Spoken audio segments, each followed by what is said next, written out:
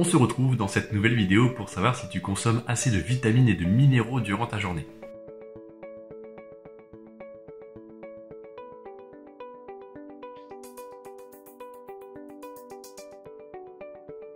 Bonjour, c'est Jérémy, bienvenue sur Foodover, la chaîne qui permet d'améliorer ta santé et ton bien-être grâce à l'alimentation.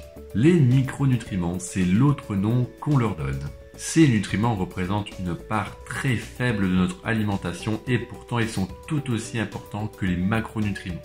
Je t'ai remis le lien pour que tu puisses éventuellement consulter le sujet si ce n'est pas encore fait. Et là, je t'ai listé un peu l'utilité des divers micronutriments. Alors tout d'abord, concernant le chapitre santé, certains vont être spécialisés dans les maladies. Que ce soit les maladies vernales pour combattre les bactéries, les virus, mais également des cas plus graves. Certains même vont servir à limiter le vieillissement. D'autres vont être là pour améliorer la circulation sanguine et diminuer les risques cardiovasculaires. Et certains vont favoriser une protection des organes. Voilà, après, je t'en mets pas plus parce que c'est déjà beaucoup pour la santé. Passons maintenant à la catégorie bien-être. Si tu ne disposes pas de certains éléments, la qualité de ton sommeil pourra s'en faire ressentir. Ils vont permettre aussi une bonne digestion. Certains vont avoir un effet aphrodisiaque. Et d'autres vont favoriser une bonne libido. Mais également le stress ou encore l'anxiété. En gros, voilà, ça fait encore beaucoup de fonctions pour le bien-être. Et concernant la catégorie de la forme, certains micronutriments vont favoriser une bonne énergie, une bonne vitalité naturellement. Certains vont travailler pour diminuer les douleurs articulaires ou encore ils vont t'aider à perdre du poids. Bon, on va arrêter là parce que ça fait quand même pas mal d'exemples. Alors il ne faut pas savoir tout ce qu'il y a comme vitamines et minéraux, parce qu'en fait il y en a beaucoup et ça ne servirait à rien de le savoir tout simplement. Chacun d'entre eux vont avoir une utilité, une fonction au sein de notre corps et un rôle bien précis à jouer. Mais concrètement, où est-ce qu'on va retrouver toutes ces vitamines et ces minéraux? Si je t'ai mis un petit tableau pour que tu puisses un peu te repérer où est-ce qu'on retrouve naturellement ces diverses vitamines et minéraux.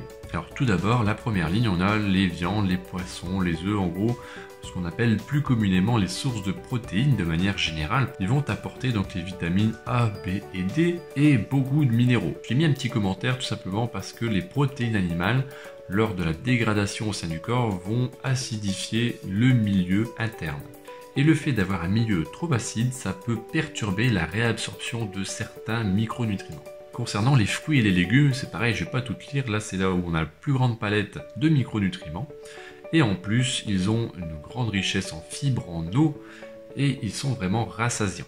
Les matières grasses vont apporter certaines spécificités, mais elles vont être plus spécialisées dans le fonctionnement du système hormonal, nerveux ou encore immunitaire. Ça ne veut pas dire pour autant qu'elles ne sont pas importantes, bien au contraire, elles vont avoir une autre fonction. Ensuite, la catégorie des céréales ou encore des féculents, ils vont apporter principalement de l'énergie au corps et pas forcément une bonne variété de vitamines et de minéraux.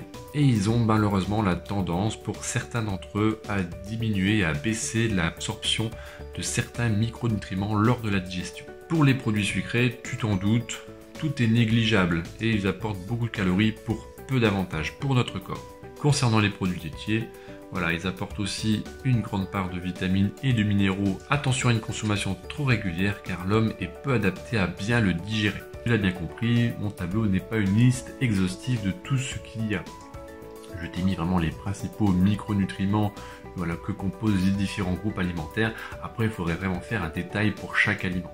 Mais au moins, ça te permet de donner un aperçu de où est-ce que tu peux retrouver les principales vitamines et minéraux. Pour répondre à la question et savoir si tu consommes assez de vitamines et de minéraux, il faut que tu te concentres sur les 3 premiers groupes d'aliments que je t'ai mis dans le tableau précédent. Donc en gros, une bonne source de protéines, des fruits et des légumes et de bonnes matières grasses. Si vraiment tu en ajoutes à tous tes repas et que tu varies les apports, tu es quasiment persuadé déjà d'avoir quasiment tous les micronutriments qu'il te faut.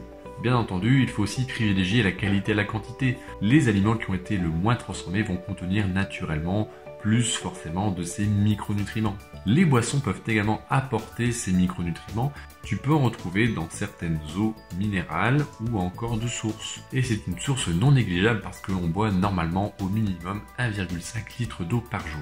En associant un petit peu tout ce que je viens de te dire, tu auras assurément toutes les vitamines et les minéraux qu'il te faut. Si tu souhaites en apprendre un peu plus sur une bonne alimentation, je t'ai mis un accès à des vidéos pour te l'expliquer. Tu peux t'abonner à la vidéo si c'est pas encore fait.